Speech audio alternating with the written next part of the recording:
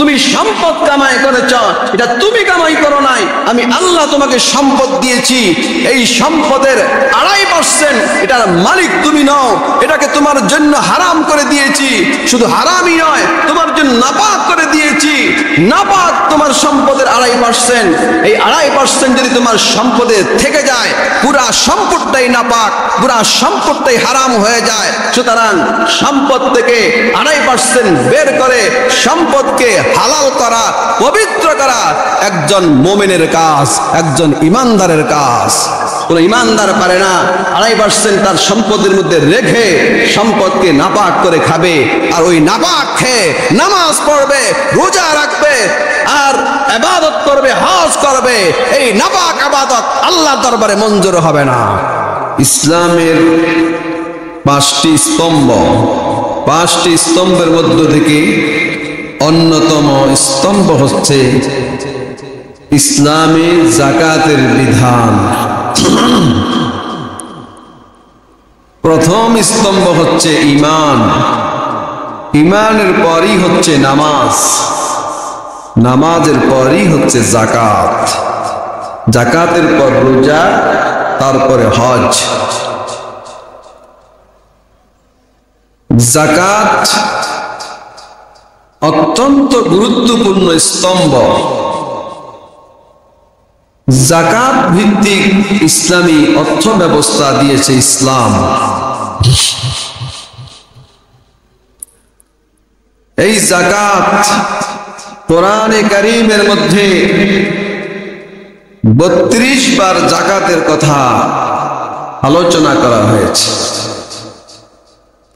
নামাজের কথা এসেছে 82 বার, যাকাতের কথা এসেছে 32 বার।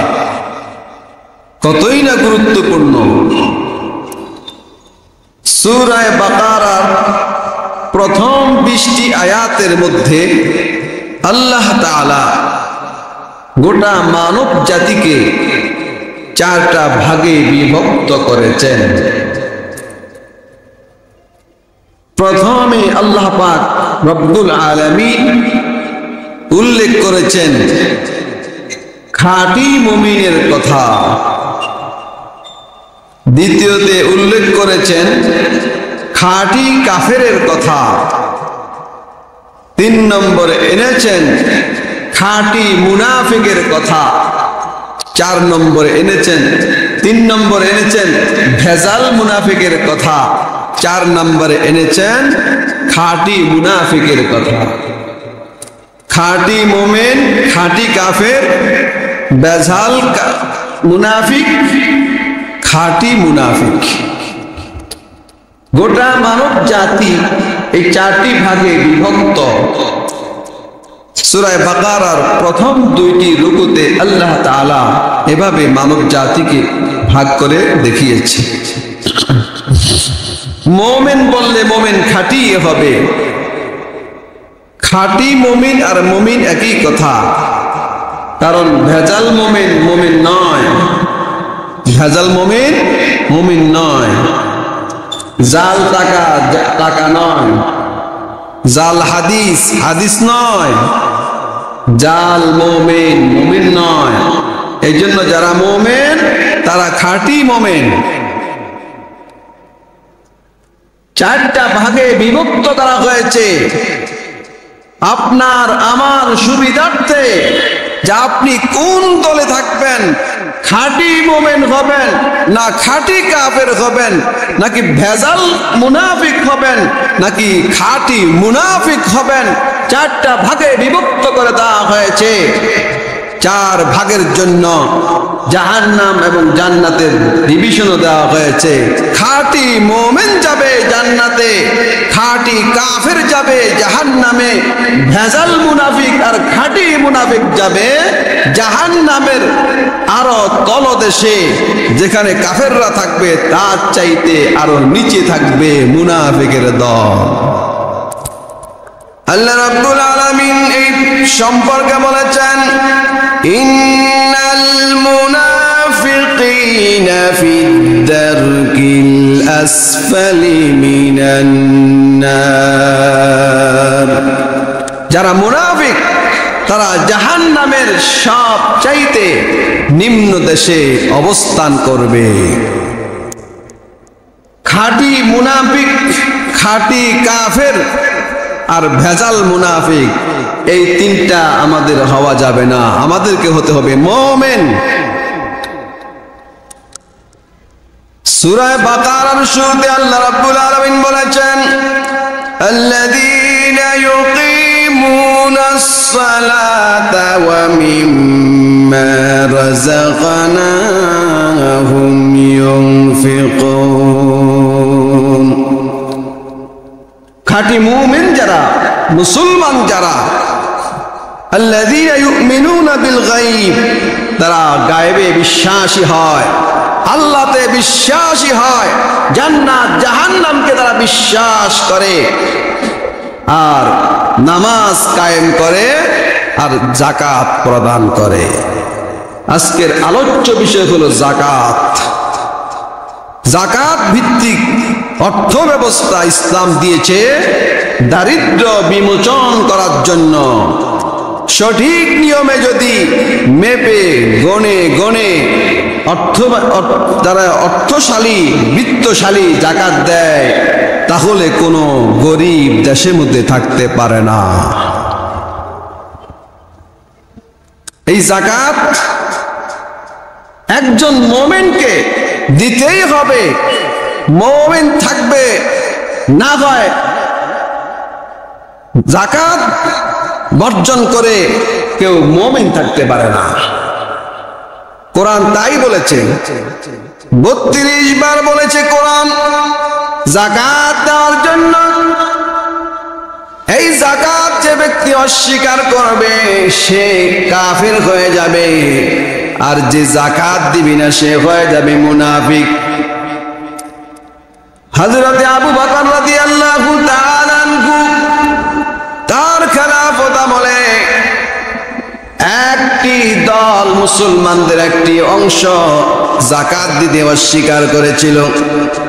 যাকাত নবীজির আমলে যাকাত ছিল, এখন আর যাকাত নাই, নিজেরাই ফতুয়াবাজি শুরু করে দিয়েছে। হযরত আবু বকর রাদিয়াল্লাহু তাআলা আনহু বললেন, যাকাত নবীজির জামানার সাথে সম্পৃক্ত নয়, কিয়ামত পর্যন্ত যাকাতের বিধান বলবৎ থাকবে।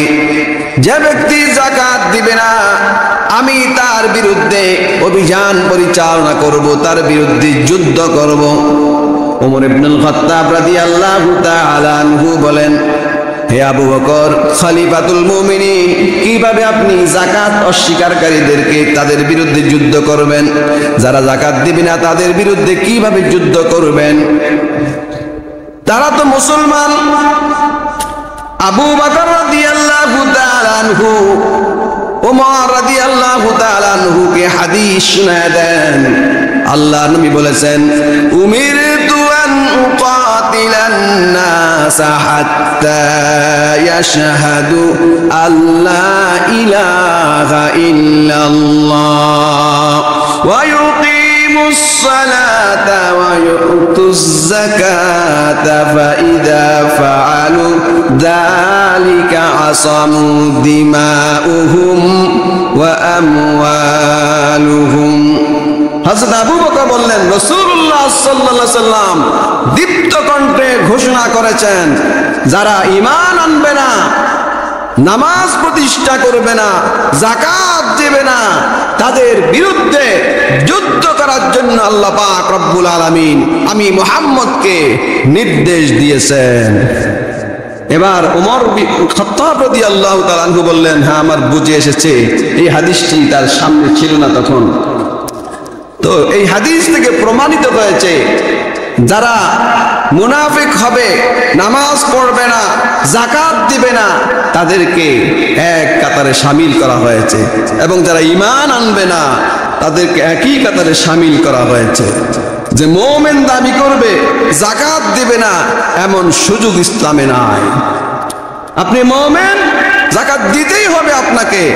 আপনি মুসলমান, যাকাত দিতেই হবে আপনাকে। যাকাত যদি না দেওয়া হয়, ইসলামের মধ্যে যতই মুসলমান দাবি করা হোক, কোরআন আপনাকে মুসলমান বলে না, হাদিস আপনাকে মুসলমান বলে না।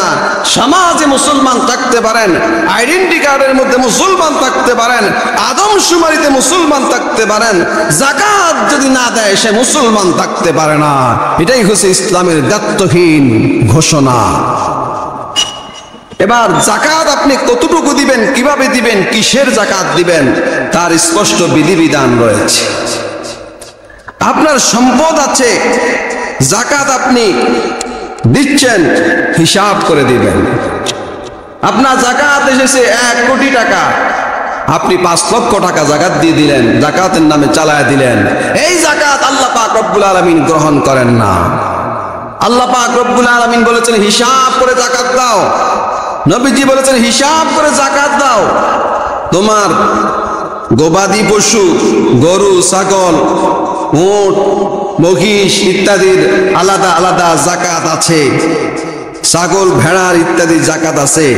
যাদের 5টি উট আছে, 5টি উটের জন্য 1টি ছাগল যাকাত। 30টি গরুর জন্য 1টি গরুর বাছুর, যেই গরুর বাছুরের 1 বছর পূর্ণ হয়েছে। 40টি গরুর জন্য 1টি গরুর বাছুর, যেই গরুর বাছুরের 2 বছর পূর্ণ হয়েছে, যাকাত দিতে হবে। ছাগল, ভেড়া থাকলে 40টি ছাগল এবং 40টি অথবা 40টি ভেড়া থাকলে 1টি ছাগল যাকাত আসবে। আপনার ফসল ধান বলেন, গম বলেন, নারিকেল বলেন, সুপারি বলেন, যাই বলেন না কেন, ওই ফসলের 612 কেজি 15 মণ প্লাস 612 কেজি ধান যদি আপনার হয়, তাহলে আপনি যাকাত দিবেন 2 অবস্থা। 612 কেজি ফসল হয়েছে, সেখানে যাকাতের 2টা অবস্থা। একটা হলো আপনি যদি সার, কীটনাশক, পানি সেচন করে দিতে হয় টাকা দিয়ে, তাহলে সেখানে 20 ভাগের 1 ভাগ যাকাত দিতেই হবে আপনাকে। আর যদি নিজে পানি দেওয়া লাগে না, নদীর পানি এসে আপনার জমিন সিক্ত করে দেয়, বৃষ্টির পানি যথেষ্ট হয়ে যায়, তেমন কোনো খরচ নাই আপনার, তাহলে সেখানে 1/10 10 ভাগের 1 ভাগ আপনি যাকাত দিতে হবে। এটা যাকাতের বিধান। আর যদি স্বর্ণ রূপ্য থাকে, স্বর্ণ রূপ্য টাকা পয়সা এগুলো সব মিলিয়ে যদি 52.5 তোলা রূপার মূল্যের সমান হয়, এখানে প্যাঁচ লাগায় অনেকে, স্বর্ণ রূপা টাকা পয়সা মিলে যদি আপনার কাছে 52.5 তোলা রূপার সমমানের হয়, সমমূল্যমান হয়, তাহলে আপনার জন্য যাকাত ফরজ। অথবা স্বর্ণ 7.5 তোলা স্বর্ণের মূল্যের সমান যদি আপনার কাছে সম্পদ থাকে, স্বর্ণ, রূপা, টাকা, হীরা, জওহর, ইয়াকুত যা কিছু আছে সব মিলিয়া আপনার কাছে 7.5 তোলা স্বর্ণের মূল্য অথবা 52.5 তোলা রূপার মূল্যের সমান যদি থাকে, তাহলে আপনাকে যাকাত দিতে হবে। কতটুকু দিবেন? 2.5%। টাকা পয়সা, স্বর্ণ ইত্যাদির উপরে 2.5% যাকাত দিতে হবে। আপনার যদি 1 কোটি টাকা থাকে, 2.5 লাখ টাকা যাকাত। 100 কোটি টাকা থাকলে 250 কোটি টাকা যাকাত, ঠিক না? এভাবে যাকাত দিতে গিয়া আপনি 100 কোটি টাকার মালিক, 2.5 কোটি টাকা, কত 100 কোটি কত হয়? 2.5 কোটি টাকা, 2.5 কোটি টাকা যাকাত। ও আল্লাহ, এত টাকা যাকাত দিন কিভাবে? মুসা আলাইহিস সালাম কারণকে বলেছিলেন যাকাত দাও। কতটুকু দিতে হবে? বলে যাকাত দিতে হবে 4 ভাগের 1 ভাগ, 25%। মুসা আলাইহিস সালামের জামানায় যদি আসতেন তাহলে খবর আছিল, 25 ভাগ দিয়ে ফেলতে হতো, 4 ভাগের 1 ভাগ। বিশাল সম্পদ কারণে, এত বেশি সম্পদ আল্লাহ পাক সূরা কাসাসের মধ্যে উল্লেখ করেছেন। তার সম্পদ যেই সিন্ধুকে থাকতো, ওই সিন্ধুকের তালার চাবিগুলো একত্র করলে কয়েকজন শক্তিশালী ব্যক্তির জন্য বোঝা হয়ে যেত। সুবহানাল্লাহ। এত পরিমাণ সম্পদ আল্লাহ কারুনকে দিয়েছেন। কারুনকে বলেছেন জাকাত দেওয়ার জন্য মুসা আলাইহিস সালামের মাধ্যমে। সে হিসাব করে দেখে তার মূল সম্পদের 4/1 ভাগ বিশাল এক স্বর্ণের সম্পদের পাহাড় হয়ে যায়। না, আমি জাকাত টাকা দিতে পারবো না। সে জাকাত দিতে অস্বীকার করেছে। অস্বীকার করার কারণে আল্লাহ পাক রব্বুল আলামিন তার সম্পদ সহ তাকে জমিনে ডাবায় দিয়েছেন। তার সম্পদের চিহ্ন পর্যন্ত জমিনে রাখে নাই, দাফন করে দিয়েছেন তাকে। জমিনে ডেবে যাচ্ছে, তারপরও সে তওবা করে নাই। সম্পদের এত মোহ, এত লোভ, সম্পদের প্রতি তার এতই আকর্ষণ। আমাদের মাঝেও এমন কারণের অনেক উত্তরসূরি আছে, সম্পদের যাকাত দেয় না। আল্লাহ পাক রব্বুল আলামিন বলেছেন তোমার সম্পদের যাকাত তোমার অংশ নয়। এটা ওয়াফি আমওয়ালিহিম হাক্কুল লিসসাইলি ওয়াল মাহরুম। তুমি সম্পদ কামাই করেছ, এটা তুমি কামাই করো নাই। আমি আল্লাহ তোমাকে সম্পদ দিয়েছি। এই সম্পদের 2.5% এটার মালিক তুমি নও। এটাকে তোমার জন্য হারাম করে দিয়েছি। শুধু হারামই নয়, তোমার জন্য নাপাক করে দিয়েছি। নাপাক তোমার সম্পদের 2.5%। এই 2.5% যদি তোমার সম্পদে থেকে যায়, পুরা সম্পদটাই নাপাক, পুরা সম্পদটাই হারাম হয়ে যায়। সুতরাং সম্পদ থেকে 2.5% বের করে সম্পদকে হালাল করা, পবিত্র করা একজন মুমিনের কাজ, একজন ইমানদারের কাজ। কোন ইমানদার পারে না 2.5% তার সম্পদের মধ্যে রেখে সম্পদকে নাপাক করে খাবে। আর ওই নাপাক খেয়ে নামাজ পড়বে, রোজা রাখবে, আর ইবাদত করবে, হজ করবে। এই নাপাক ইবাদত আল্লাহর দরবারে মঞ্জুর হবে না।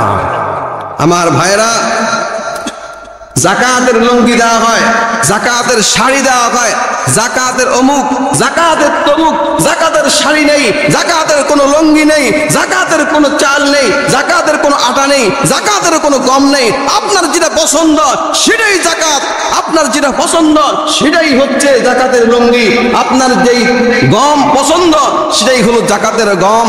আপনার যেই চাল পছন্দ সেই চালটাই হচ্ছে জাকাতের চাল। কথা বলেন ঠিক না বে ঠিক? এই জন্য জাকাতের নিম্নমানের লুঙ্গি, নিম্নমানের শাড়ি, নিম্নমানের সেমাই দিয়ে জাকাত দেওয়ার কথা আপনাকে কে বলেছে? আল্লাহ পাক রব্বুল আলামিন কোরআনে বলেছেন, ইয়া